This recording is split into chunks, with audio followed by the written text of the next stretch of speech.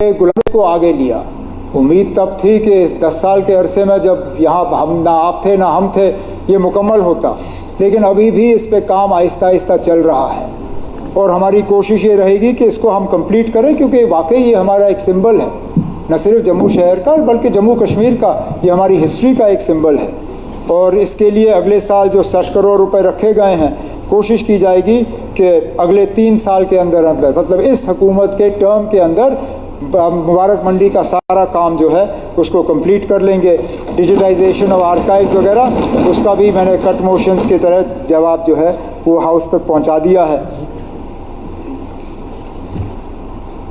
Planning department का मैं ज़्यादा जिक्र करूंगा नहीं, सिर्फ इतना ज़रूर कहूँगा कि प्लानिंग डिपार्टमेंट के जो जिम्मेदारियां थीं वो अब है नहीं, और ये काफ़ी हैरानगी की बात है, क्योंकि मैं प्लानिंग मिनिस्टर रहा हूँ, फाइनेंस मिनिस्टर पहली बार बना हूँ, और मैं अब मुझे लगता है कि उस वक्त क्या सोच के किया मेरी समझ में नहीं आता, लेकिन ज़्यादातर प्लानिंग के फंक्शंस जो हैं वो फाइनेंस को ट्रांसफ़र हुए। अब खुशकिस्मती से मैं दोनों टोपियाँ पहनता हूँ, मैं प्लानिंग का मिनिस्टर भी हूँ, फाइनेंस का भी हूँ, तो अगर मैं कहीं इनमें कोई छेड़छाड़ करूँ तो कोई मिनिस्टर मेरे से नाराज़ नहीं होगा, वो ये नहीं कहेगा कि आप मेरे पावर्स ले रहे हो किसी और को दे रहे हो। मैं अपनी ही पावर्स किसी एक डिपार्टमेंट से लेके दूसरे डिपार्टमेंट को शिफ्ट करूँगा, लेकिन इसको समझने की ज़रूरत है। प्लानिंग डिपार्टमेंट का अपना एक अपनी आइडेंटिटी थी, एक अपना प्लान था, एक उसकी वजह थी। Plan department would make the plans, finance department's job was to finance the plans. अब जो लोग फाइनेंस कर रहे हैं अगर वही प्लान भी बनाएंगे तो कहीं ना कहीं इसमें, और फिर मॉनिटरिंग, प्लानिंग डिपार्टमेंट का काम न सिर्फ प्लान बनाना था बल्कि उसके बाद प्लान के एग्जीक्यूशन को मॉनिटर करना। तो कहीं ना कहीं ये जो फैसला लिया गया था प्लानिंग के फंक्शंस को फाइनेंस में शिफ्ट करने के, इसको हमें दोबारा जो है रिव्यू करके इसको दुरुस्त करना होगा। हॉस्पिटैलिटी प्रोटोकॉल को लेके बात आई, जहाँ मैं इस बात पे नहीं जाऊँगा कि स्टेट गेस्ट्स पे कितना खर्चा हुआ कितना नहीं हुआ, क्योंकि हम सब करते हैं। इससे पहले हुकूमतों ने भी स्टेट गेस्ट्स पे खर्चा किया, मैं करूँगा अगले जितने टाइम तक मैं यहाँ पे हूँ, मेरे बाद जो हुकूमतें होंगी वो भी करेंगे। और जिस तरह मीर फयाज साहब ने कहा, हम तो मेहमान नवाजी के लिए मशहूर हैं, तो मैं इसमें नहीं जाऊँगा किसने कितना खर्च किया, जितना किया चलो किया। लेकिन मुझे अफसोस, और इसी हवाले से पिछले दिनों हाउस में भी बात हुई थी कि जो हॉस्पिटैलिटी प्रोटोकॉल का इंफ्रास्ट्रक्चर था खासकर जम्मू कश्मीर के बाहर, वो रहा नहीं डिवीज़न के बाद, जम्मू कश्मीर और लद्दाख का अलग होने के बाद, और इसका खमियाजा हम सब भुगत रहे हैं। इससे पहले अगर आप चंडीगढ़ जाते थे वहाँ रहने की जगह थी, आप बम्बई जाते थे वहाँ एडवेंट में हमारा अपार्टमेंट था, वहाँ कमरे थे। जब आप दिल्ली जाते थे वहाँ चनक्यापुरी में ए ब्लॉक में हमारे कमरे होते थे। अब चलिए, हुआ सो हुआ, जो वो प्रॉपर्टियाँ गईं उनको हम वापस नहीं ला सकते, लेकिन कम से कम जो हमारे पास हैं उनको अब हम तरीके से इस्तेमाल कर सकते हैं। अब चंडीगढ़ का वो मकान गया हमारे पास, जैसे मैंने जवाब के दौरान कहा, सेक्टर 17 में हमारे पास एक स्ट्रक्चर था कमर्शियल, उसके लिए हमने इजाज़त लेके उसका यूज़ जो है बदल दिया है। अब वहाँ चंडीगढ़ के वो सेक्टर 17 में अब उसको एक स्टेट गेस्ट हाउस के तौर पे इस्तेमाल किया जाएगा, और लगभग 13 करोड़ रुपए वहाँ खर्च हो रहे हैं। वो पेशेंट्स होंगे, स्टूडेंट्स होंगे, ऑनरेबल एमएलएज जो बाकी यहाँ से जाएंगे उनके इस्तेमाल के लिए होगा। इसी तरह दिल्ली में चनक्यापुरी में जगह कम है, लेकिन अच्छी बात यह है कि पृथ्वीराज रोड में जगह अभी काफ़ी है। हेरिटेज स्ट्रक्चर जो हमारा है उसको कोई छू नहीं सकता, ना उसको कोई छूना चाहता है, लेकिन उस हेरिटेज स्ट्रक्चर के पीछे भी हमने काफ़ी कुछ बनाया है। जिन लोगों ने पृथ्वीराज रोड का पीछे हिस्सा देखा, अमृता शेरगिल मार्ग के पास, आपने वहाँ पे देखा होगा हमने टेम्प्रेरी स्टेड बनाए, हमने वहाँ पे गेट हाउस बनाया, हमने वहाँ टेंट लगाए, कार पार्किंग है। वो सारा कुछ जो है हम एसिमुलेट करके एक मल्टी स्टोरी बिल्डिंग जो है हम कंसीव करना चाहते हैं, ताकि उसमें रेस्टोरेंट, हॉल, कमरे, स्वीट्स, ताकि रहने के लिए आप लोगों के लिए बेहतरीन जगह हो। नहीं तो चनक्यापुरी में जो है रहने की कोई ख़ास वहाँ पे अरेंजमेंट है नहीं। राजा जी मार्ग का एक पुराना इशू है, और ये भी हमारी पहचान है। The original Kashmir house is Rajaji मार्ग। ओरिजिनल कश्मीर हाउस जो है वो पृथ्वीराज रोड नहीं है। हम कहते हैं इसको जम्मू कश्मीर हाउस, लेकिन अगर आप देखें महाराजा साहब का जो एम्बलम है वो राजाजी, वो पृथ्वीराज रोड पे नहीं, वो राजाजी मार्ग के मेन बिल्डिंग पे है। अब बदकिस्मती से वो बिल्डिंग जो है वो फौज के इसमें है, कंट्रोल में। हमारी लाख कोशिशें रहीं, हम उसको खाली नहीं कर पाए। अब बीच बीच में आप लोगों ने ये कहा कि अच्छे काम में आप हमारे साथ हो। जनाब, राजाजी मार्ग को खाली करने से मुझे या ट्रेजरी बेंचेस को अकेले फ़ायदा नहीं होगा। ये जम्मू कश्मीर की आइडेंटिटी है, इसको महाराजा साहब की विरासत ही समझ लीजिए।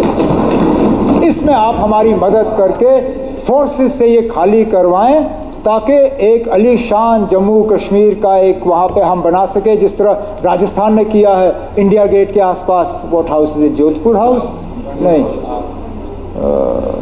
हाँ नहीं, जैसलमेर नहीं, कोई हाउस है वहाँ इंडिया गेट के आसपास जो राजस्थान ने डेवलप किया है। हम भी कर सकें, लेकिन उसके बावजूद जो वहाँ थोड़ी बहुत ज़मीन हम कब्ज़े से खाली कर पाए हैं उसको हम इस्तेमाल करेंगे वहाँ इंफ्रास्ट्रक्चर कायम करने के लिए। द्वारका वगैरह के हवाले से मैंने इससे पहले बात की। एस्टेट्स को लेके हमारी कोशिश है कि सरकारी जो हमारे मुलाजिम हैं, ऑफिसर्स हैं, उनके लिए अल्टरनेट अकोमोडेशन कायम की जाए। इसमें वर्टिकल जाना बहुत ज़रूरी है। अब हॉरिजॉन्टल की गुंजाइश है नहीं, और इस तरह के मिसाल आपको दिल्ली शहर में मिलते हैं जहाँ मोती बाग को न्यू मोती बाग बना, अंसारी नगर क्या नाम है वो एम्स के पास, व्हाट्स दैट एरिया कॉल्ड, हाँ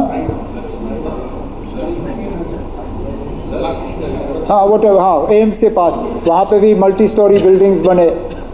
मेरा मानना है कि चाहे जम्मू में हो चाहे श्रीनगर में हो, जहाँ जहाँ हमारे सिंगल स्टोरी 2 स्टोरी के गवर्नमेंट अकोमोडेशंस हैं, आहिस्ता आहिस्ता करके उनको डिमोलिश करके हमें मल्टी स्टोरी बिल्डिंग्स जो हैं अपने ऑफिसर्स और अपने स्टाफ के लिए बनाने होंगे। इसी के साथ साथ जहाँ पे गुंजाइश होगी वहाँ पे ऑनरेबल एमएलएज और मिनिस्टर्स के लिए बेहतरीन अकोमोडेशन, क्योंकि आज अकोमोडेशन की बहुत सख्त कमी है। अफसोस मुझे इस बात का भी है कि इसमें भी हम फिलहाल जिस तरह हमें ये मकान खाली करने चाहिए थे हम नहीं कर पाए। आप में से कई सारे ऑनरेबल एमएलएज हैं जिनको हमने मजबूरन कहा कि आप प्राइवेट अकोमोडेशन ले लीजिए। यहाँ हमारे ऑनरेबल मिनिस्टर्स हैं जो अपने एंटाइटलमेंट से नीचे हैं। यहाँ कुछ ऐसे हैं जो अपने एंटाइटलमेंट से ऊपर मकानों में रह रहे हैं। कुछ ऐसे लोग हैं जिनकी एंटाइटलमेंट है नहीं लेकिन वो मकान छोड़ने के लिए तैयार नहीं है। अब कोशिश की जा रही है कि हम इसमें डिसिप्लिन लाएं।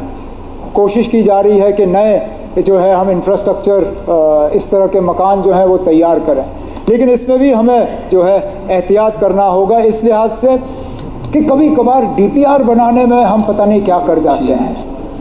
अब जो हम हाउसिंग एम्प्लॉयज़ के लिए बना रहे हैं श्रीनगर के नज़दीक, हैरान हुआ मैं पढ़ के, सुपर स्ट्रक्चर तैयार है तो डीपीआर के तहत प्रोजेक्ट कंप्लीट हुआ है। कैसे? क्योंकि डीपीआर में हमने ना पावर का अरेंजमेंट रखा है ना पानी का।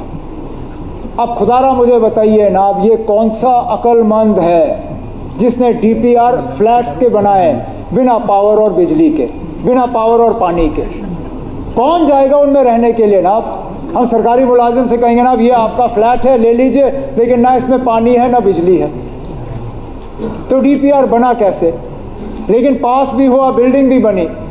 अब वो बिल्डिंग तैयार है, अब हमें अलग नए सिरे से उसके पानी का डीपीआर, उसके बिजली का डीपीआर। आगे जाके जब इस तरह के प्रोजेक्ट्स हम उठा लेंगे, चाहे वो हाउसिंग एंड अर्बन डेवलपमेंट के कॉलोनीज़ के हों, चाहे हमारे एम्प्लॉयज़ के एस्टेट्स का हो, चाहे हमारे एमएलएज वगैरह का हो, इसमें हम ख़ास ख्याल ये करेंगे कि डीपीआर जो है वो कंप्लीट हो और कोई इस तरह की गुंजाइश जो है वो ना रहे कि काम जो है वो अधूरा हो। सिविल एविएशन के हवाले से कुछ ज़्यादा कुछ कहना भी नहीं है, महकमा छोटा है, लेकिन आज सुबह एक ऑनरेबल मेंबर के कट मोशन के हवाले से बात आई और ऑपोजिशन बेंचेस ने रिएक्ट किया।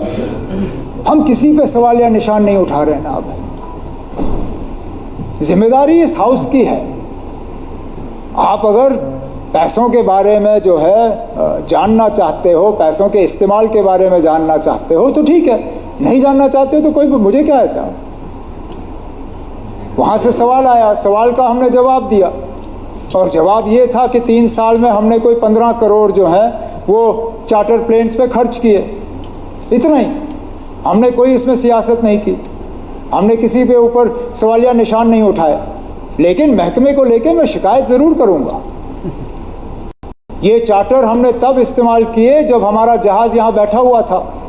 और क्यों बैठा? मैं ये मानता ही नहीं हूँ कि जनाब हमारे पास पायलट नहीं था इसलिए। पायलट तो किराए पे मिलते हैं। अगर आप फुल टर्म लगाना नहीं चाहते हो, महीने के लिए आपको पायलट मिलते हैं। पिछले दिनों हमारा हेलीकॉप्टर का पायलट जो है वो छुट्टी पे था। हमने टेम्पररी पायलट यहाँ, जब ऑनरेबल वाइस प्रेसिडेंट साहब आए, हमने हफ्ते के लिए पायलट रखा। उसने हमारा जहाज, सरासर लापरवाही। क्या जरूरत थी उसको खुलेआम बाहर धूप में रखने की? अगर नहीं इस्तेमाल करना था उसको, जो मॉथ बॉलिंग कहते हैं, उस हिसाब से उसको पार्क किया जाता है, ये समझते हुए कि इसको अब काफ़ी अरसे के लिए इस्तेमाल नहीं करना है। श्रीनगर पहुंचा के हमारा हैंगर है वहाँ एयरपोर्ट पे, उसके अंदर रखते, कम से कम मौसम से तो बच जाता। आज भी हमें पता नहीं है कि कितने करोड़ हमें खर्चाने पड़ेंगे इसको दोबारा एयरवर्दी बनाने के लिए। तो उसके बाद क्या हम बेचेंगे, चार्टर करेंगे, इस्तेमाल करेंगे, वो तो तब की बात। लेकिन आज तो हमें ये भी नहीं मालूम कि इसको दोबारा इस्तेमाल में लाने के लिए कितना खर्च करना पड़ेगा। ये तो कम से कम लोगों के पैसे का सही इस्तेमाल नहीं है ना। माने कि कहीं ना कहीं इसमें गलती हुई है और उस गलती को अब हमें जो है सुधारना पड़ेगा। हेलीपैड्स के हवाले से बीच में यहाँ बात आई है, जम्मू एयरपोर्ट एक्सपेंशन के हवाले से मैंने अपनी तकरीर में, बजट में भी बात की थी, तो मैं उसमें ज़्यादा गहराई से जाऊँगा नहीं। शायद ही हमारे 50 ऑनरेबल मेंबरों ने जिन्होंने तकरीर की, किसी एक मेंबर ने भी टूरिज़्म का सेक्टर टच नहीं किया हो। हर ऑनरेबल मेंबर ने टूरिज़्म के हवाले से बात की और ये कहा कि उनके इलाके में टूरिज़्म का पोटेंशियल है। हर इलाके में शायद कहीं ना कहीं थोड़ी बहुत टूरिज़्म की गुंजाइश है, लेकिन उस गुंजाइश को एक्सप्लॉइट करने के लिए पहले तो हमें इंफ्रास्ट्रक्चर बनाना होगा और हमें ये भी मानना होगा कि हर कोई इलाका ऐसा नहीं है जहाँ टूरिस्ट जाना पसंद करेंगे। और पता नहीं स्पीकर साहब आपने आजमाया या नहीं, लेकिन मुझे अब लग रहा है कि हर किसी को लगता है कि हमारे इलाके में टूरिज़्म का इलाज गंडोला है। कितने ऑनरेबल मेंबरों ने गंडोला मांगे अपने कॉन्स्टिट्यूएंसी के लिए। मैं माफ़ी चाहता हूँ ये कहते हुए, लेकिन कहना मैं अपनी मजबूरी और जिम्मेदारी समझता हूँ। गंडोला टूरिज़्म का इलाज नहीं है। ये मत सोचिए ना कि हम गंडोला बनाएंगे तो खुद ब खुद टूरिस्ट वहाँ टूट टूट के आएंगे। हमने गंडोला ऐसे भी बनाए जिनमें लोगों को बिठाना हमारे लिए मुश्किल था, नहीं चले। हमने यही समझ के, श्यामलाल जी और सलाथिया साहब गवाह हैं, यही समझ के हमने यहाँ जम्मू में गंडोला बनाया। कितना चला? मुश्किल से मैं हफ्ते में 1 आध दिन देखता हूँ जब वो एक सेक्टर चलता है, दूसरा सेक्टर तो चलता ही नहीं है। गंडोला इलाज नहीं है। अलग इलाकों की अलग जो है खासियत है, उनको डेवलप करना होगा। अब जम्मू में adventure tourism, border tourism, pilgrimage tourism, मैं बार बार कहता हूँ। और ये जो इल्ज़ाम लगता है कि जनाब हम टूरिज़्म के लिहाज से भेदभाव कर रहे हैं, जम्मू में टूरिस्ट ज़्यादा है, कश्मीर में कम है। हिस्टोरिकली अगर आप देखें, टूरिज़्म जो है वो ज़्यादा कश्मीर और जम्मू के पहाड़ियों में गया है। जम्मू को पिलग्रिम मिलता है। जम्मू को अगर हमने टूरिज़्म डेवलप करना है तो सबसे पहले हमें पिलग्रिम टूरिज़्म डेवलप करना होगा। उसके लिए हमें सर्किट बनाने होंगे। उसके लिए मेरा इरादा है तो आप ऑनरेबल मेंबर्स के साथ बैठ के आपके मशवरे के तहत, क्योंकि जो आपके तीर्थ स्थान हैं, जो आपके होली पिलग्रिमेज साइट्स हैं, उनके बारे में मैं कम जानता हूँ, आप ज़्यादा जानते हो। मैं आपके साथ बैठ के 2-3 ऐसे सर्किट बनाना चाहता हूं जिनको हम फिर प्रमोट कर सकें, ताकि माता वैष्णो देवी के यात्री जो हैं उनको जब वो आएँ तो उनको पता हो कि अब ये जगह है जहां हम जा सकते हैं। ऐसा ना हो कि वो एक दिन आए, दर्शन करें और चले जाएं। तो ये हमारा इरादा है। नए डेस्टिनेशंस स्प्रेड के तहत हम डेवलप करना चाहते हैं। Winter spots, adventure spots, border tourism. आज एक नया हमारे ऑनरेबल मेंबर जो हैं उन्होंने एग्री टूरिज़्म के हवाले से बात की। तो एग्री टूरिज़्म का मैं पहली बार कॉन्सेप्ट सुन रहा हूँ। बैठूंगा उनके साथ, समझने की कोशिश करूँगा। शायद ये आरएसपुरा की बात और हमारे वो मशहूर बासमती वगैरह उसके आसपास की बात कर रहे हैं। करेंगे ना, बैठेंगे आपके साथ और देखेंगे क्या कर सकते हैं हम टूरिज़्म के हवाले से।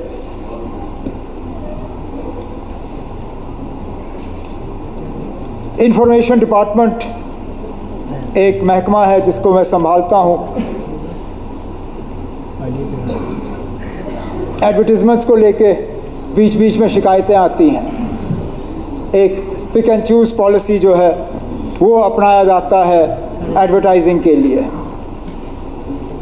मैं कम से कम इस हुकूमत के तरफ से स्पीकर साहब इस हाउस को अश्योर करना चाहता हूं कि हमारे तरफ से एडवर्टाइजिंग के मामले में कोई पिक एंड चूज़, कोई भेदभाव नहीं होगा। एक ट्रांसपेरेंट तरीके से जो है हम एडवर्टाइजिंग जो है अखबारों में बांटेंगे।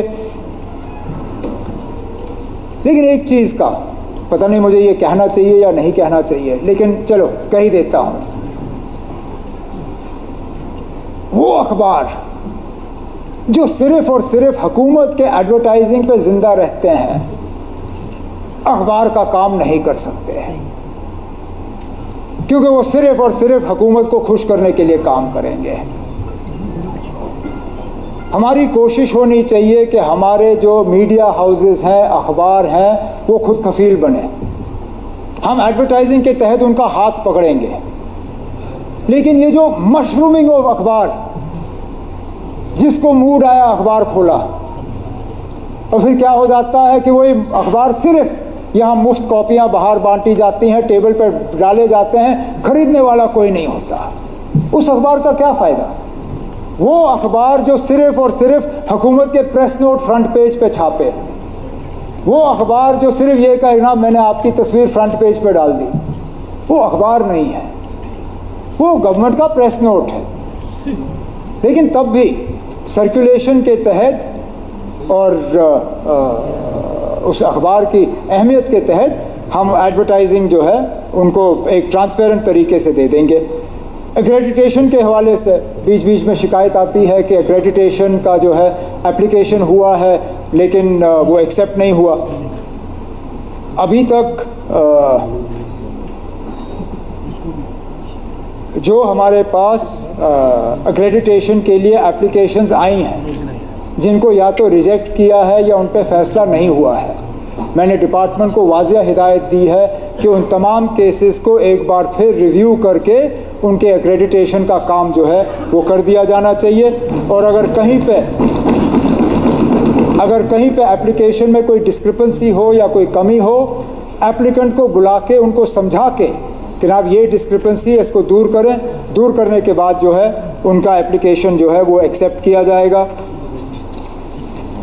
मैंने अपनी तकरीर के दौरान प्रेस क्लब के हवाले से बात की थी और मैं आज भी उस बात को दोहराऊंगा। हम कश्मीर श्रीनगर में, क्योंकि जम्मू का प्रेस क्लब ठीक ठाक चल रहा है यहाँ तवी ब्रिज के पास, श्रीनगर के प्रेस क्लब को बदकिस्मती से एक सियासी रंग दिया गया है। वहाँ एक प्रेस क्लब था, अच्छा खासा चल रहा था, लेकिन पता नहीं किस वजूहात के बुनियाद पे उस प्रेस क्लब को रद्द करके एक पैरेलल प्रेस क्लब जो है कायम की गई।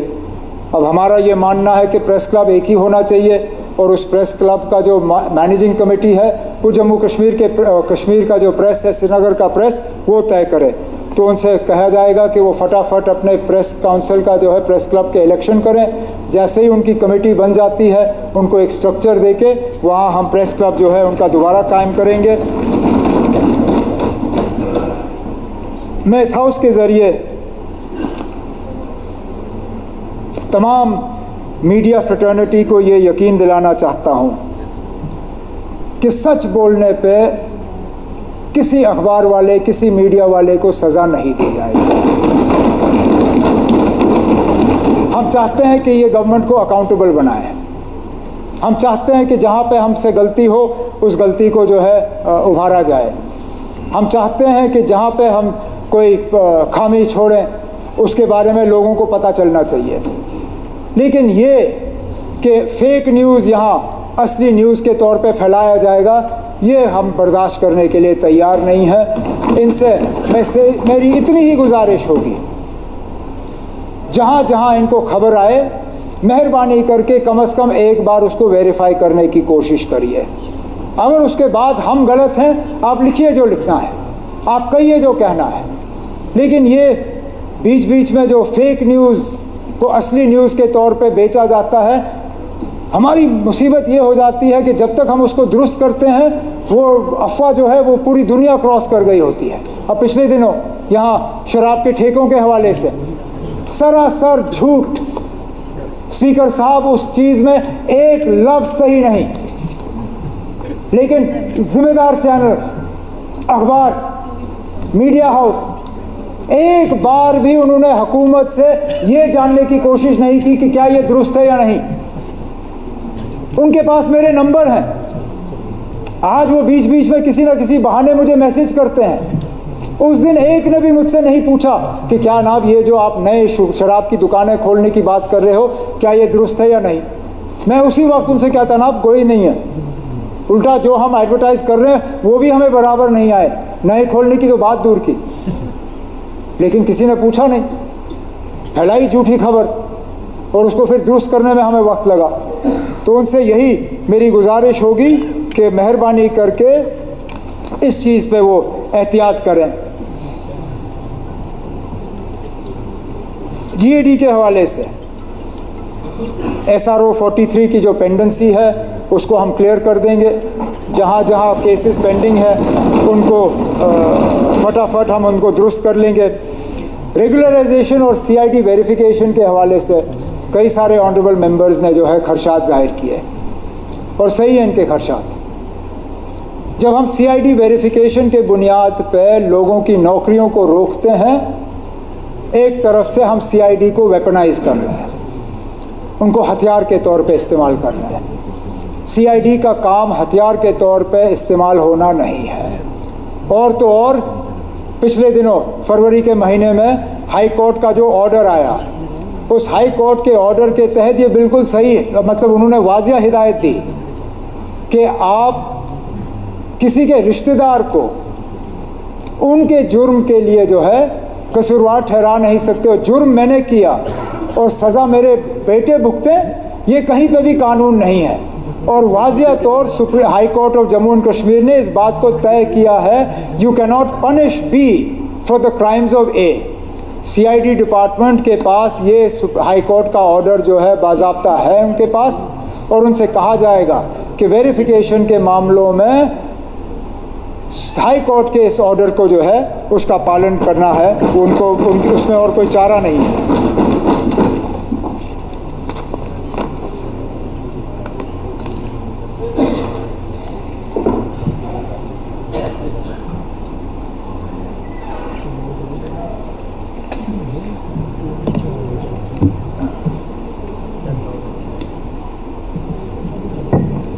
स्पीकर साहब, मैंने इससे पहले भी कहा है, ये हमारी पहचान हमारी ज़मीन से जुड़ी हुई है।